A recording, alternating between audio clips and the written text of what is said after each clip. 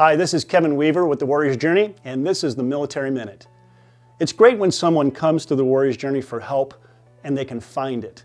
Not only the assistance that they need that meets a physical or an emotional need, but when they find hope and encouragement that leads to a deep awareness of who they are and what their purpose is, and specifically finding that post-military life. Blake and Jackie represent so many who are finding this hope. And this Military Minute is going to be just a little bit longer, but we hope that you'll kind of stick with this and help us and watch this amazing story as it unfolds not only to finding a place of hope from the military experience, but then finding a place of purpose and value and watching their story unfold. Take a look.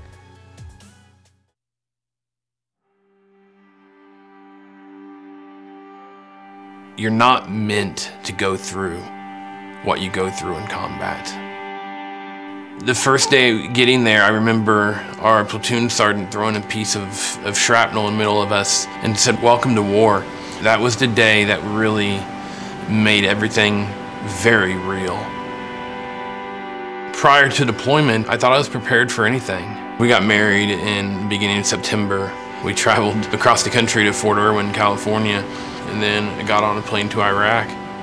Every day, more and more injuries occur, and we lose more and more guys. There's that little piece of you that wonders, is he okay? Am I not hearing from him for a reason?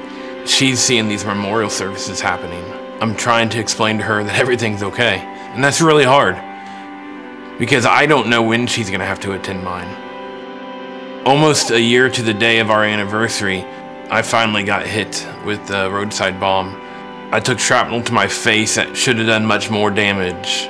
When I was medevaced to Baghdad Hospital, I knew I had to call Jackie because I needed to let her know that I was gonna be okay. I had it easy, with over 50 stitches in my face. The amount of people coming in with limbs missing. I could... Not only can't I get their pictures of their faces out of my mind, but what they're going through still to this day. Leaving the hospital, coming back to my unit. I very clearly remember coming back and dealing with, why didn't I die? So many other people have died. I deserve to be at the morgue, the hospital.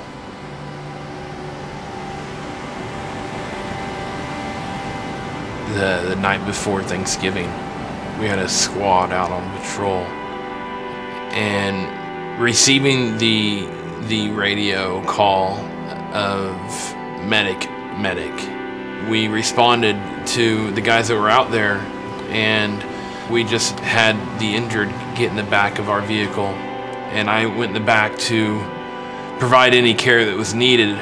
That's when we saw the injured American in the back. I could tell he'd lost a lot of blood. I really wasn't even for sure what to say to him. Before reality struck with everybody else, the emotions already hit for me. What else could I have done? Why wasn't that me laying there? I didn't have a daughter that I hadn't seen yet. So why can't I just trade places with him? See, I can still hear the gun salute that I never heard. Because when you're deployed, you don't get to attend those memorial services.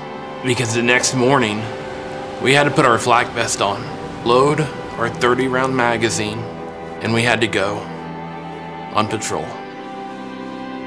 10, 15, 20 years later, while you're still dealing with regret, with all the thoughts of, what was all this for? What did we even accomplish? What did he even die for?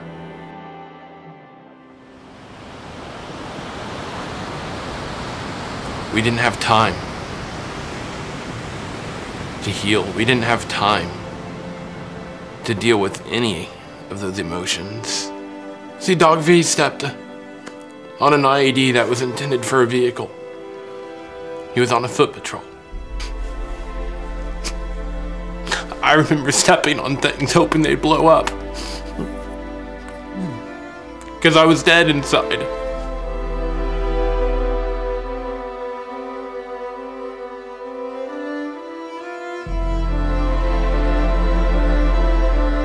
...2005 was the deadliest year in Iraq, and we'd sent 23 people back home to their families with their belongings.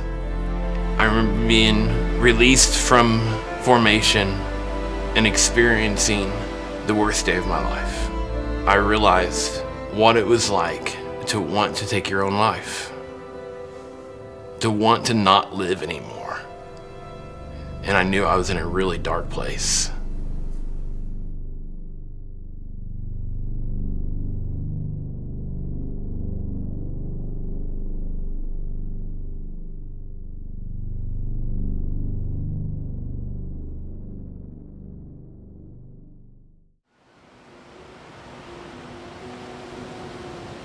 He'd been gone 12 months, and I had no idea that buried deep down inside of his heart was all of this. He had so much he needed to process. I could be a support and an encouragement, but I didn't know how to do that. I remember going to the VA, and this was late 2006, but I remember going in to talk to a psychiatrist, and he started reading out of a 3-ring binder, verbatim of what it was saying. I just got up and left. But if he would have put down that 3-ring binder and he would have sat down with me and had a communication with me and dialogue, it would have been a completely different approach. We need a journey that's gonna help us heal from the inside out. And taking that spiritual approach to that is so crucial. I know when I found the Warrior's Journey, I knew it was different because of that. And that's why the Warrior's Journey is so needed in helping these veterans. They've been there, they've done that, and they've put down that 3-ring binder, and they're talking to you, human to human, and they're talking to heal your soul. When you partner and you connect and you process together, it's not just a Band-Aid, but you're now going down deep and you're getting those roots that have been forgotten about, then you can come out on the other side so much healthier. The Warrior's Journey has done a phenomenal job pulling us in and saying, listen, you have a purpose, and come next to us with your direction in life. And that's exactly what we're doing now. We believe in it so much that we're now moving to where the Warrior's Journey is, and we're coming on to the team of the Warrior's Journey. Because of the healing that God has done in Blake and in me and in our marriage and in our family, we're now at a place where we can invest and give back and encourage and be the champion that says you're not forgotten, you're not alone. We've been able to see the beauty of healing in our own life. Going on the journey with someone that's been there, that loves you and sincerely means it, is what we need as warriors. And we get to be a part of helping them come alive again, to be able to breathe, to be able to thrive, to be able to grow. We can live in triumph and victory, and we can help people in that journey. And I love that we get to be a part of that through the Warrior's Journey. Please know that it's your ongoing support that gives the Warrior's Journey the ability to serve warrior families like Blake and Jackie. What an amazing story. It's because of you that we see these things come to life. Thank you so much.